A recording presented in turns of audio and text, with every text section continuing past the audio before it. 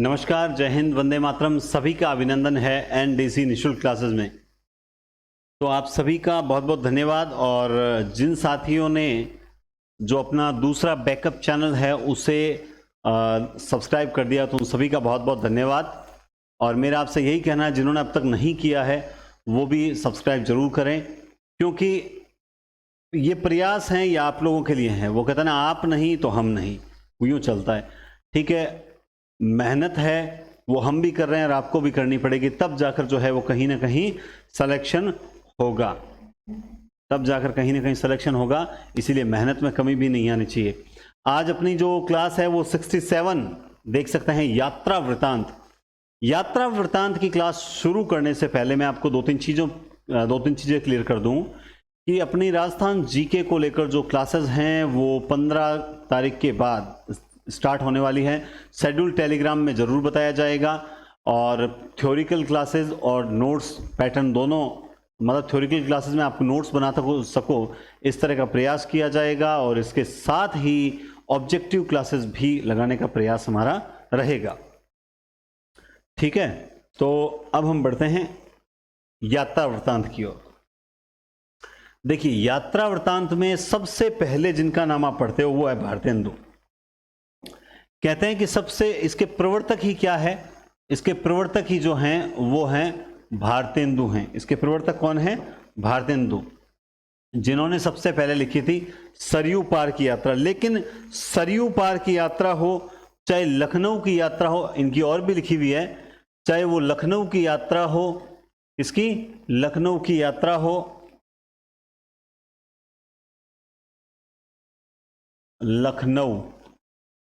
लखनऊ की यात्रा हो, चाहे इन्होंने एक और लिखी थी हरिद्वार की यात्रा, कोई सी भी यात्रा हो। लेकिन कहा जाता है कि इन तीनों रचनाओं में, जो ये यात्रा है, लखनऊ की यात्रा, हरिद्वार की यात्रा, सरयू पार की यात्रा, इन तीनों में यात्रा वृतांत के जो तत्व होते हैं वो कहीं ना कहीं नहीं थे। और ये यात्रा वृतांत निबंध शैली पर लिखे गए थे। इस कारण कुछ विद्वान इन तीनों को ही यात्रा वृतांत में शामिल नहीं करते हैं, है ना। लेकिन फिर भी अधिकांश विद्वान प्रवर्तक इन्हें मानते हैं। और वास्तविक जनक जो है, यात्रा वृतांत का वास्तविक प्रवर्तक या वास्तविक जनक जो है वो माना जाता है राहुल साकरात्यायन। यानी ये तो एक पूरा घुमक्कड़ जीवन व्यतीत किया इन्होंने। राहुल साकरात्यायन का तो पूरा जीवन ही क्या है, घुमक्कड़ रहा है। तो राहुल साकरात्यायन की जैसे यात्रा वृतांत है मेरी तिब्बत यात्रा। अब इनकी इस प्रकार की यात्राएं मिलेगी आपको जो भारत से बाहर बाहर नजर आएगी ज्यादातर। मेरी तिब्बत यात्रा, अब है तो क्या ये यात्रा वृतांत लिखा किस शैली में गया है? डायरी शैली में। किस शैली में लिखा गया है? डायरी शैली में लिखा गया है। मेरी तिब्बत यात्रा डायरी शैली में। अब यहां क्या है कि आप लोगों ने जैसे एकांकी में ट्रिक देखी, संस्मरण रेखा चित्र में ट्रिक्स देखी, तो यहां वैसी ट्रिक्स आपको नहीं मिल पाएगी। रीजन क्या है? थोड़ा बहुत कोशिश करेंगे लेकिन प्रयास नहीं। जैसे आप देखिए, मेरी तिब्बत यात्रा, मेरी लद्दाख यात्रा, घुमक्कड़ शास्त्र, किन्नर देश में यात्रा के पन्ने फाड़ दिए, एशिया के दुर्गम भूखंड, चीन में क्या देखा, और तिब्बत में 1.25 वर्ष। तो तिब्बत में इन्होंने 1.25 वर्ष बिताया, उसका वर्णन, प्लस मेरी तिब्बत यात्रा यानी तिब्बत तक पहुंचने की यात्रा का वर्णन। चीन में इन्होंने क्या देखा, दुर्गम भूखंड है, घुमक्कड़ शास्त्र है, किन्नर देश में है, यात्रा के पन्ने हैं। ये इनके कुछ स्पेशल और इंपॉर्टेंट कह सकते हैं यात्रा वृतांत है, तो आपके ध्यान में रहना चाहिए। और अपने आप में बहुत अलग भी हैं, सबसे खास बात यह भी है।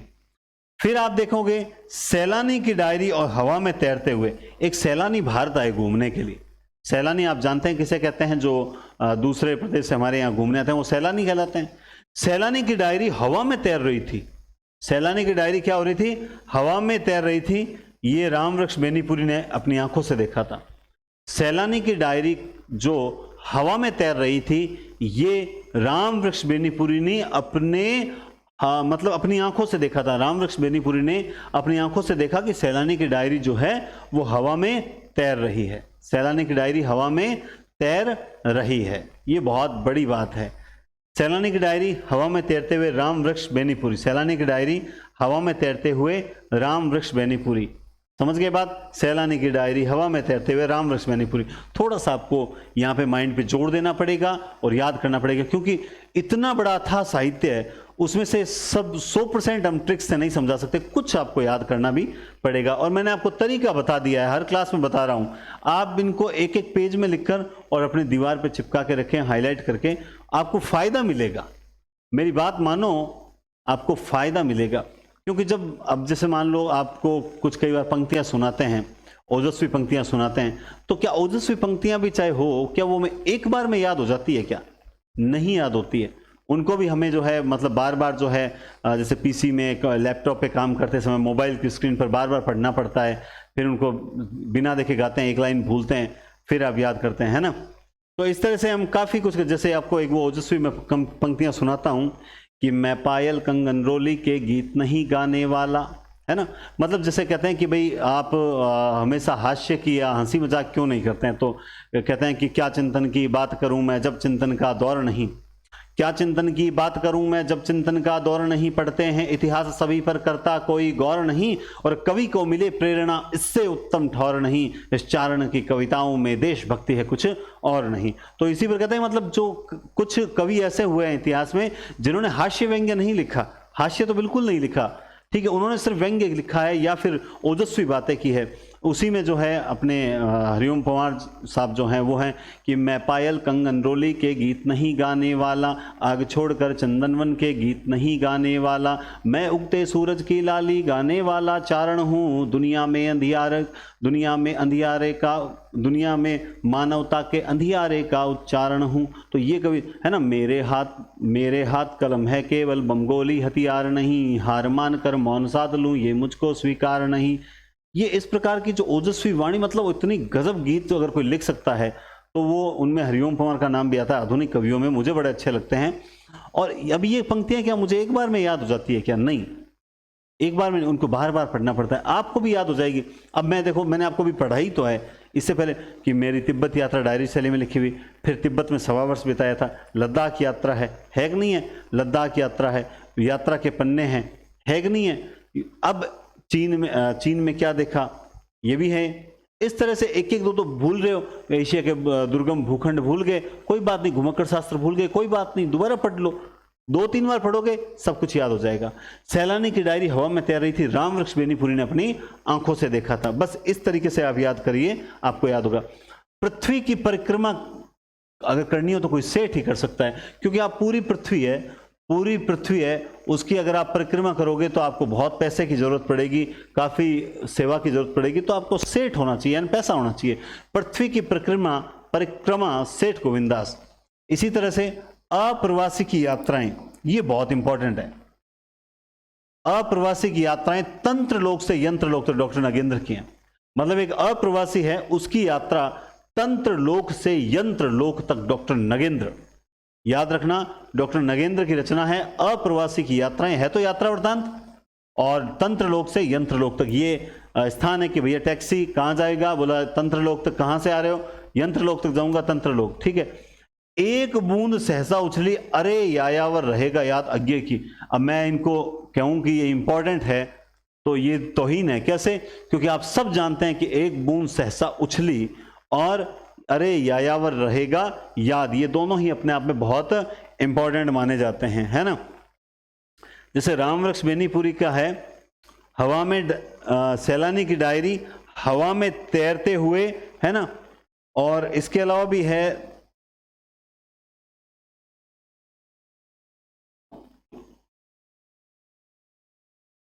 पैरों में पंख बांधकर एक, और उड़ते चलो, ये भी पढ़ने में आती है। तो अब ये यात्रा वृतांत अब याद हो सकते हैं, इजी वे में याद हो जाएंगे, है ना। जैसे मुझे याद है कि अमृत राय का हमने पहले भी पढ़ा है, अमृत राय की एक यात्रा वृतांत है। क्या है अमृत राय? बहुत सरल है, सुबह के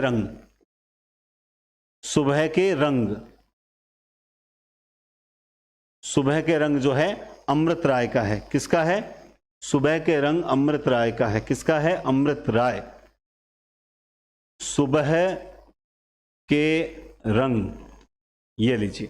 अब इससे सरल तरीका मैं आपको और क्या बताऊंगा, मुझे नहीं लगता कि इससे सरल तरीका भी कुछ हो सकता है। समझ गए बात आप? ठीक है, ये हो गया। पैरों में पंख बांधकर पृथ्वी परिक्रमा होगा, सेठ करेगा, अप्रवासी यात्राएं तंत्रलोक से यंत्रलोक तक हो गया। एक मुंह सहसा उछली और अरे यावर ये रहेगा याद। ये किसकी है? अज्ञेय की है। ये किसकी है? अज्ञेय का है, इसमें कोई संदेह नहीं है। और इसके बारे में अब ये जो दोनों है ना, ये एक बूंद सहसा उछली और अरे यायावर रहेगा याद, ये दोनों ही विदेशी प्रवृत्ति की पृष्ठभूमि पर लिखी हुई है। अब जैसे ये नहीं है, इसमें ये काट देना। चीड़ों पर चांदनी धुंध से उड़ती धुंध निर्मल होती है। हमने पिछली क्लास में पढ़ा था या नहीं? पढ़ा नहीं था अभी तक, ठीक है। चीड़ों पर चांदनी धुंध से उड़ती धुन, चीड़ों पर चांदनी और धुंध से उड़ती धुन, ये दोनों इनकी यात्रा वृतांत है। भाई चीड़ों पर चांदनी, जब ये यात्रा करने के लिए गए निर्मल, चांदनी हमेशा निर्मल होती है और धुंध से उड़ती धुन भी हमेशा निर्मल होनी चाहिए। चीड़ों पर चांदनी धुंध से उड़ती धुन, ये निर्मल वर्मा की है। आखिरी चट्टान तक मोहन राकेश का बहुत प्रसिद्ध जो है वो यात्रा वृतांत है। आखिरी चट्टान तक मोहन राकेश का बहुत ही प्रसिद्ध यात्रा वृतांत माना जाता है। इसी तरह से सौंदर्य की नदी नर्मदा अमृतलाल नागर का है। सौंदर्य की नदी है वो नर्मदा है, अमृतलाल नागर, अमृतलाल नागर की है सौंदर्य की नदी नर्मदा। जबकि अमृत राय का मैंने अभी पढ़ाया सुबह के रंग, किसके रंग? सुबह के रंग, ठीक है। तो इसमें तो याद कर सकते सुबह के रंग और राय, यानी अमृत राय की है रचना सुबह के रंग, और अमृतलाल नागर सौंदर्य की नदी नर्मदा। लोहे की दीवार के दोनों ओर, मतलब एक लोहे की दीवार है, उसके दोनों ओर आपकी राह बीती थी क्या कभी? यस, बीती थी। यशपाल, यशपाल की है लोहे की दीवार के दोनों ओर राह बीती। लोहे की दीवार के दोनों ओर राह बीती किसकी रचना है? यशपाल की। लोहे की दीवार के दोनों ओर राह बीती किसकी रचना है? यशपाल की। किसकी रचना है? यशपाल की। लोहे की दीवार के दोनों ओर राह बीती यशपाल की रचना है। याद करना पड़ेगा थोड़ा सा, हालांकि मैं सरल तरीके से बता रहा हूं, फिर भी आपको थोड़ा सा पढ़ना पड़ेगा। रूस में 46 दिन यशपाल जैन, यशपाल जैन की है रूस में 46 दिन। इसी तरह से यादें यूरोप की यात्रा चक्र, यादें यूरोप की यात्रा चक्र हम आगे आगे क्लास में पढ़ेंगे, शायद रिपोर्टार्ज, रिपोर्टार्ज में जब हम पढ़ेंगे तो धर्मवीर भारती का एक रिपोर्टार्ज इसी तरह का आएगा। धर्मवीर भारती का युद्ध यात्रा है ना, इसी तरह का आएगा। यात्रा चक्र है ये यात्रा चक्र है, इसीलिए यात्रा वृतांत है ना। और अपोलो का रथ श्रीकांत वर्मा, क्या है? अपोलो का रथ श्रीकांत वर्मा। अब मैं इसको बहुत गजब तरीके से बता सकता हूं। ये यात्रा वृतांत में तो अपोलो का रथ लेकर चलते हैं, अपोलो का रथ लेकर, लेकिन जब हम इनके रिपोर्टार्ज पढ़ेंगे तब रिपोर्टार्ज में हम देखेंगे कि इनका क्या नाम है? मुक्ति फौज, मुक्ति फौज के सेनापति बनते हैं ये। जैसे शमशेर बहादुर सिंह का प्लॉट का मोर्चा है ना। धर्मवीर भारती युद्ध यात्रा, अपोलो का रथ है श्रीकांत वर्मा की रचना। याद रखना श्रीकांत वर्मा के आगे हम रचना पढ़ेंगे जिसका नाम होगा, मैंने पहले ही बता दिया, और वो नाम क्या होगा? मुक्ति फौज। क्या नाम होगा? मुक्ति फौज। ये मुझे दोनों बहुत अच्छी रचनाएं लगती है। हंसते निर्झर दहकती माटी ज्योतिर्पुंज हिमालय पर, मतलब आप हंसते हुए निर्झर और दहकती हुई माटी कहां पे देखी आपने? ज्योतिर्पुंज हिमालय पर, ज्योतिर्पुंज हिमालय पर, जहां पर हम सफर मिलते रहते हैं, जहां पर हम सफर मिलते रहते हैं। विष्णु प्रभाकर की है। हंसते निर्झर दहकती माटी ज्योतिर्पुंज हिमालय हम सफर मिलते रहे, बहुत इंपॉर्टेंट है। हम सफर मिलते रहे किसकी रचना है? विष्णु प्रभाकर की। किसकी है? विष्णु प्रभाकर की रचना है। हंसते निर्झर दहकती माटी ज्योतिर्पुंज हिमालय हम सफर मिलते रहे, हम सफर मिलते रहे। कश्मीर रात के बाद आंखों देखा पाकिस्तान, ये आप कैंसिल कर दो। मैं ये काट रहा हूं ना, आपको नोट्स में भी काटना है। आपके पास नोट्स प्रिंट आउट निकाले हुए होंगे, इसको काट देना। कश्मीर रात के बाद आंखों देखा पाकिस्तान, कश्मीर रात के बाद आंखों देखा पाकिस्तान, ये जरूर याद रखें। कश्मीर रात के बाद आंखों देखा पाकिस्तान, ये भी बहुत इंपॉर्टेंट रचनाओं में से एक रचना है। कश्मीर रात के बाद आंखों देखा पाकिस्तान, कश्मीर रात के बाद आंखों देखा पाकिस्तान, ठीक है। कश्मीर रात के बाद आंखों देखा, ये याद क्यों करवाया होगा आपको?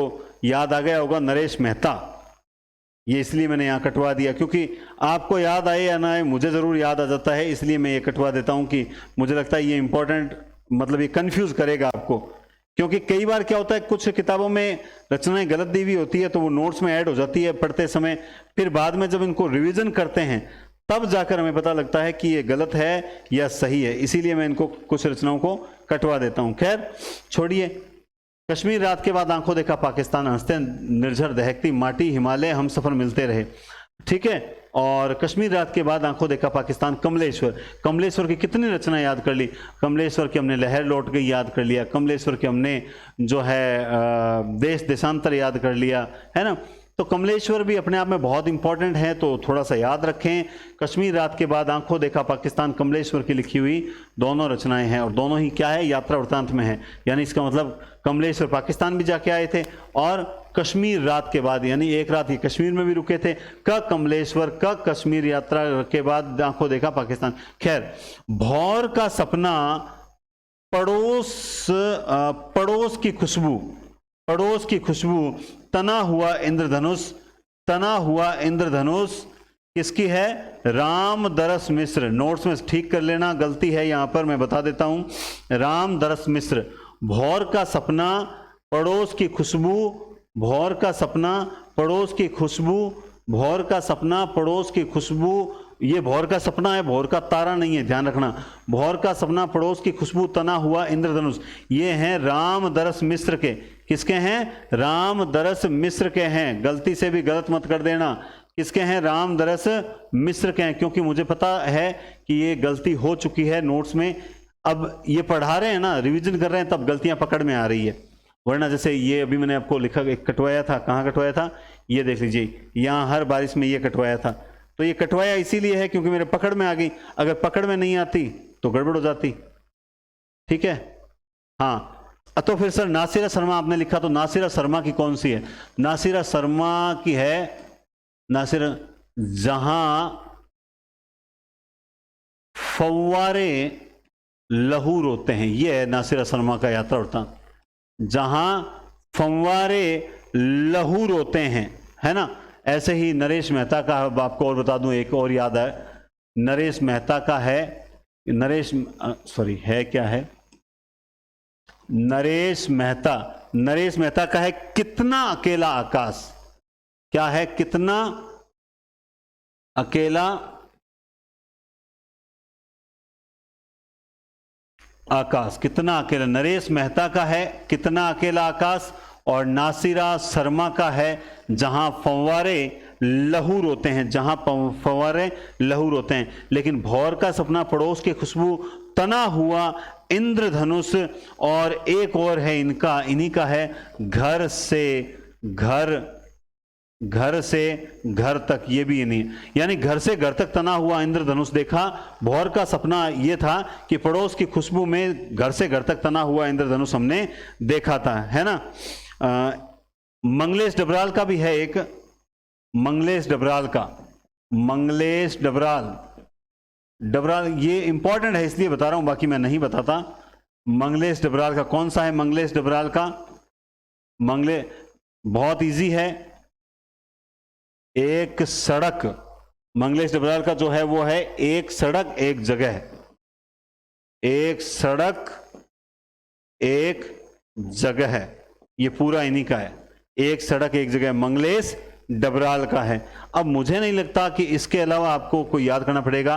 अगला देखिए, रास्ते की तलाश में चलते तो अच्छा था, असगर वजाहत कहते हैं कि रास्ते की तलाश में चलते तो अच्छा था, असगर की वजाहत कहते हैं। इससे आप एक सीख भी ले सकते हो कि आप अगर चलते रहते हो कि मंजिल मिलेगी, मंजिल की तलाश में अगर चलते रहते हो तो बहुत अच्छा होगा। असगर वजाहत कहते हैं कि रास्ते की तलाश में चलते रहते तो बहुत अच्छा होता, रास्ते की तलाश में, दिखाई दे रहा है आपको, हाँ, रास्ते की तलाश में चलते तो अच्छा था, असगर वजाहत, क्या है, असगर वजाहत, रास्ते की तलाश में चलते तो अच्छा था। अब बताओ याद हुए कि नहीं हुए, हो गए, नहीं यकीन, मैं बताता हूं, चलिए देखिए, प्रवर्तक आपको बताया कोई सरयू पार की यात्रा, लखनऊ की यात्रा, हरिद्वार की यात्रा जो है वो सारी भारतेंदु ने की थी। राहुल साकरात्यायन, मेरी तिब्बत यात्रा, मेरी लद्दाख यात्रा, यात्रा के पन्ने, घुमक्कड़ शास्त्र, एशिया के दुर्गम भूखंड, चीन में क्या देखा, तिब्बत का 1.25 वर्ष, ये सारी रचनाएं इन्हीं के हैं।